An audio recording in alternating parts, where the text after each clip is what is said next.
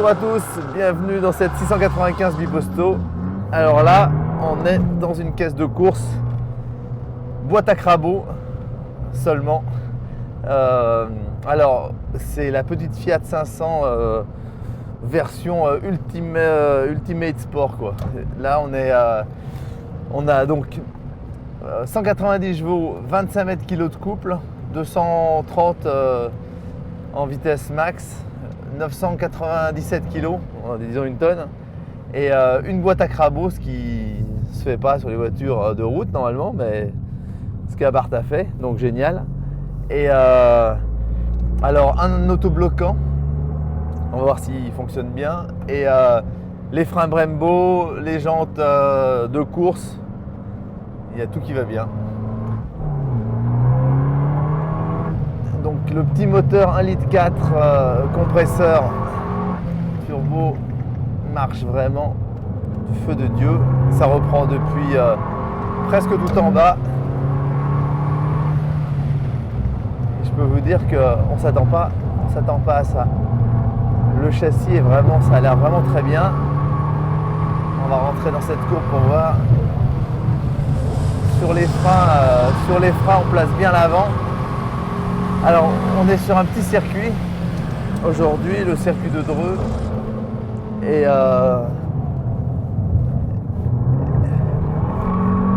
c'est un circuit où la voiture devrait mieux s'exprimer. Alors, on a mis version sport, on a mis la correction pour le couple. Ça tourne, mais ça tourne ultra bien. C'est vraiment un petit joujou génial. On va essayer de voir si ça tourne sur place.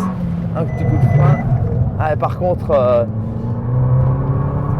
les aides à la conduite ne sont pas débranchables complètement, et on a toujours, même en version sport, on a toujours l'ESP qui se reconnecte malheureusement.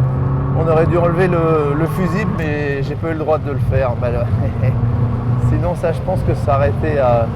pour moi, c'est une voiture qui se roule absolument sans aucun appendice.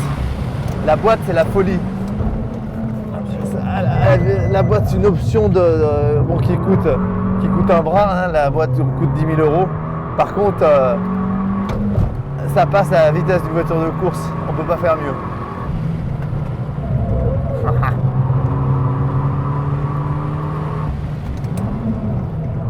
Ça freine ultra bien.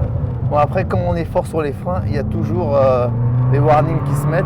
La preuve que la voiture freine bien, mais sur tous les freinages, il y a les warnings qui s'allument.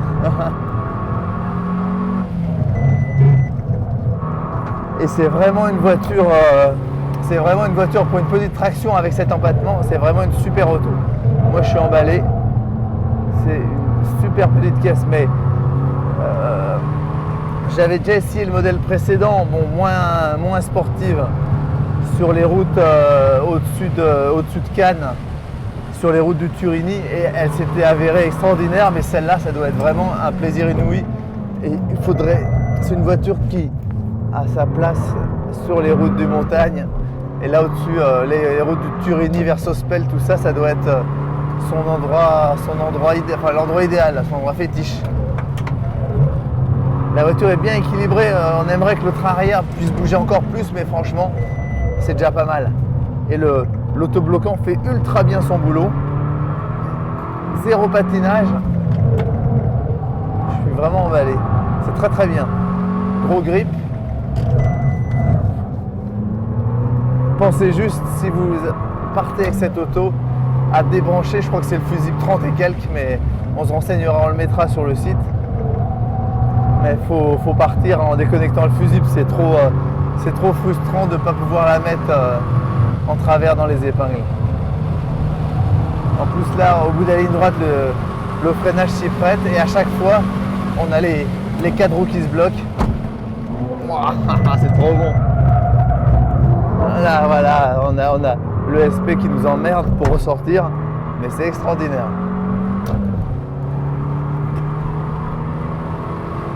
Bon alors, c'est hors de prix hein, l'histoire, mais Donc 67 000 euros, c'est vraiment ultra cher. Par contre, ça, c'est très très réussi. Ceux qui peuvent se l'offrir, pourquoi pas.